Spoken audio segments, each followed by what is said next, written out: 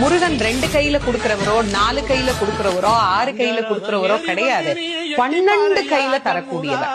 கேட்டவருக்கு கேட்ட வரங்களை அல்ல, நினைத்தவருக்கு நினைத்த வரத்தை விட அதீதமான நலன்களை வாரி வாரி வழங்கக்கூடியவர்.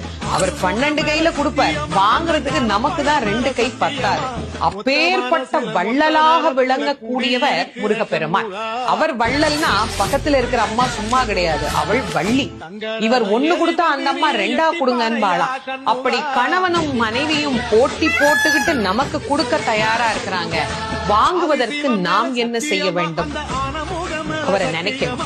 எப்படி நினைக்கணும்? அரை நிமிஷமாவது நினைக்கணும்.